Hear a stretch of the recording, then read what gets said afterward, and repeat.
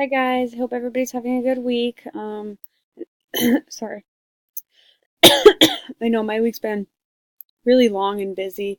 It's just been a crazy week in general in our office. And on top of that, Bob Jordan, who's our director of guidance, has been out all week because he's got a very sick family member who's in the hospital, so he's had to spend time with them. Um, so you don't really realize how big of a difference it is when you have one person out all week. Like there's five of us all together, so you would think like, okay, there's still four or more of you, but it has made a really big difference. And I don't know if it's just because it's been a really hectic week with a lot of um days where we're in classes all day doing scheduling and that stuff, but it just seems like the amount of students who have been coming in with some pretty serious issues has been pretty high this week. So it's been a crazy week, but we're almost there. So there's a couple things I want to talk about. I know for the last couple of weeks we've talked about, or I've talked about scheduling. So I talked about 2 weeks ago. I talked about junior scheduling. Last week I talked about sophomores, and this year we did freshman scheduling.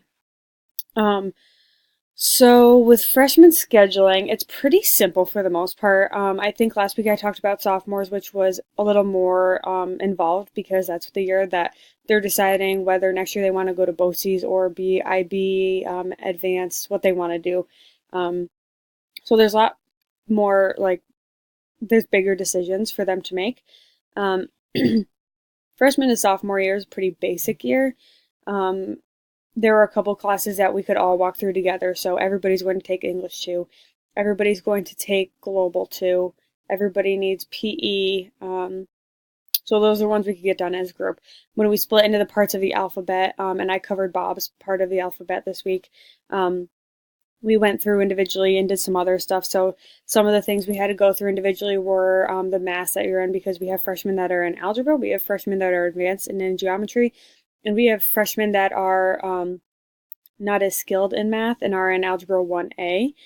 So they automatically go on to Algebra 1B next year. So that makes it easier, but there seems to be a lot of confusion. Like when I say to students, are you in Algebra or are you in Algebra 1A? They're like, I'm in Algebra 1. And I'm like, well, it's either you're in just Algebra or you're in Algebra A or 1A. And they're like, well, it's 1.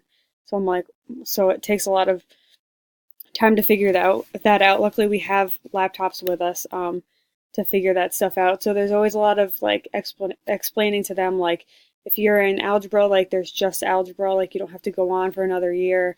I was kind of surprised at the amount of kids that thought that no matter what, there was 2 years of algebra. I don't really know where that came from. So that was one thing I noted to make sure I talk to eighth graders about when I go in to do their scheduling.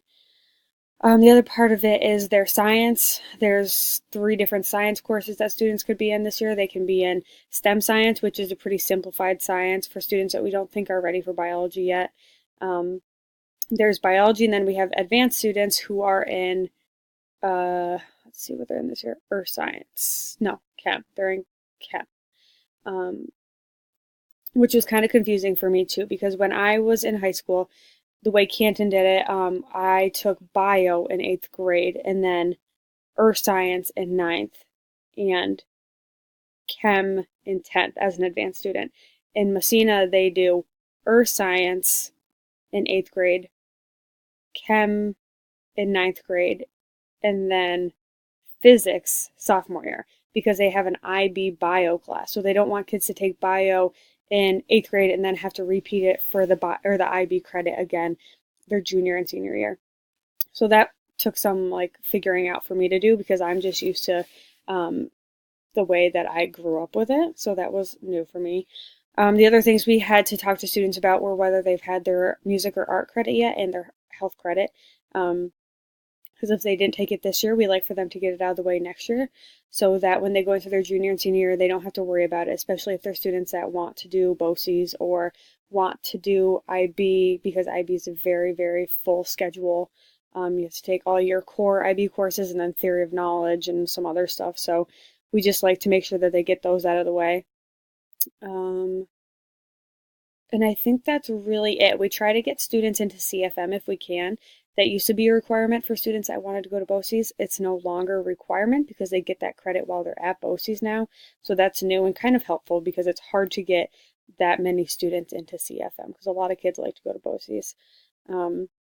So that was really most of it. Then the rest of it was just them getting to pick the courses that they wanted to get them to at least 6 credits. So they could choose from things like ceramics and photography and advanced studio and art and sports marketing, sports med, film and lit, creative writing, a couple different things, yearbook. So there's a lot of options. So a lot of students just had to decide, am I going to continue on with my art or would I like to try something new like sports marketing or film and lit, that kind of stuff. So that took up a lot of our week. I think we spent 2.5 full days in classes, and they were full days. I think the first day we did periods 1, 2, we had 3 off, then we did 4, 5, 6, 7, 8, lunch. We ate lunch 9, then we went at 10 and 11, and we had 2 days of that. So we had like one free period during that day, and those free periods seemed to be packed with students who needed something of some sort. So those were interesting days. Let's see. So well, I guess I'll talk about scheduling for 8th graders while I'm talking about scheduling. Because I'm the freshman counselor, it's up to me to do the 8th graders scheduling for next year. So this week I didn't start that, but I sat down with the 8th grade counselors and or junior high counselors and talked about when I should come to the junior high and do those. So last year when we went in and did them, we went into all history classes and did them class by class. And I think this year, just to save some time, we've decided to do it by team. So they have 2 different teams in the 8th grade, in the grade, and it's just an easy way to split the whole grade as a whole in half. So I think this year we're going to do it one team at a time so that I get half the grade done at one time and half the grade done at another. And I don't have to be there for 2 full days and go into every single class and repeat it multiple times with every single class. So this way I can just bring them all into the auditorium and sit down, and the 2 8th grade counselors can come with me and we can kind of conquer that whole section of students like that. And it's pretty simple to do 8th grade schedules because they're all going to take English 1, History 1.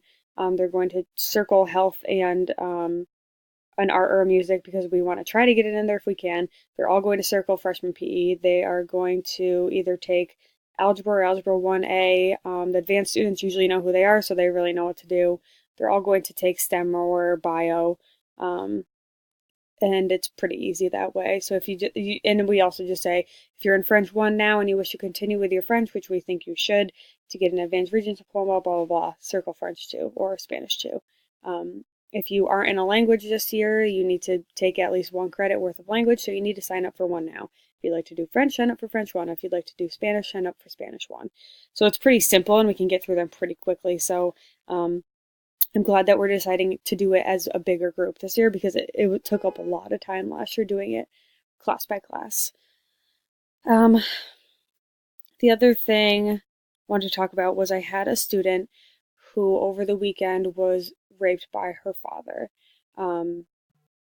This was the first time I've seen something this traumatic, like firsthand with a student. I am not really sure how it got back to school. She is one of our Liberty Partnership students, and our Liberty Partnership teacher brought her to me. And it's a student I talk to all the time. Like, we have a good relationship, but it's obviously a very sensitive subject. And the Liberty Partnership teacher had found out from a family friend who knew the student's family. So she brought her to me, and the student told me what had happened, and she started to become more comfortable with it. And she said, my mom tried to get me into counseling, but Messina Wellness has a 4-week wait right now. And I was like, there's no way we're going to make this girl who just went through something so traumatic wait for 4 weeks to get counseling. Like, that's just insane. So I spent a lot of time with her and Emily Kimball, who works with Liberty Partnership. Talked to her for a while, and then I sent her on her way when she was good and ready to go. And spent some time with Emily kind of deciding what we were going to do. And what I ended up doing was calling the Renewal House in Canton and getting her family set up with them. So the good thing about Renewal House is that they will come to the student and counsel them.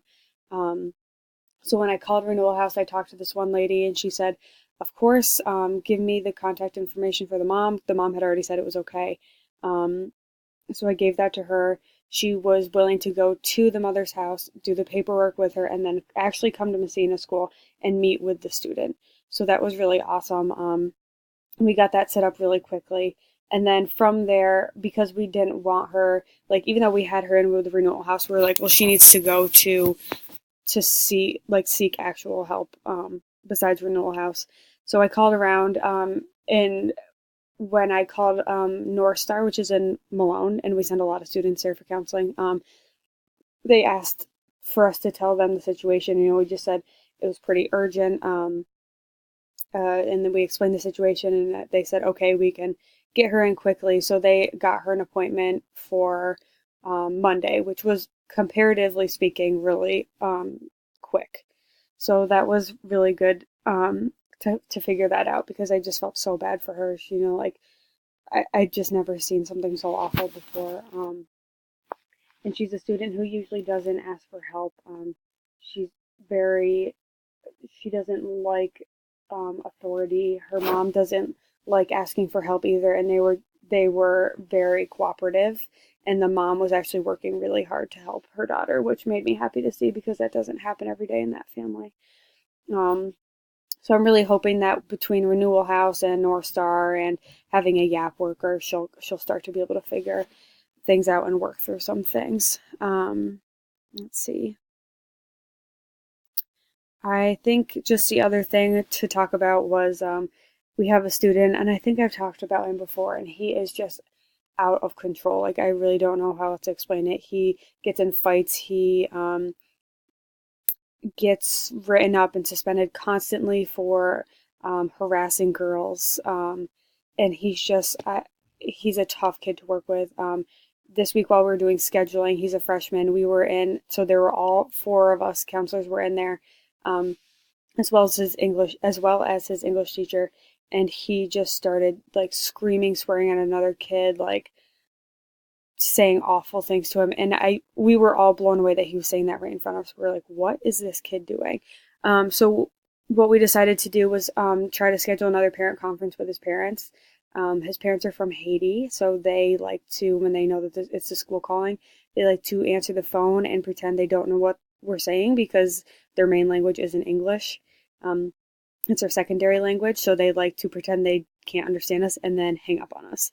So I finally got the dad to talk to me. I think honestly, I kind of tricked him a little, and he didn't know that I was his counselor until he had talked to me for a couple minutes. I just asked him like how he was doing, like how his week was, and like I kind of caught him, knew he could speak English, and then I went into that. So we finally have a parent conference set up for that student, and hopefully we start to see some change with him. So I'll keep you updated. I think that's really all I have for big important things this week. It's been a crazy week, but just a lot of like little smaller things like girl fights and stuff like that. So yeah, I look forward to seeing how everybody else's week went. I hope everybody has a good weekend.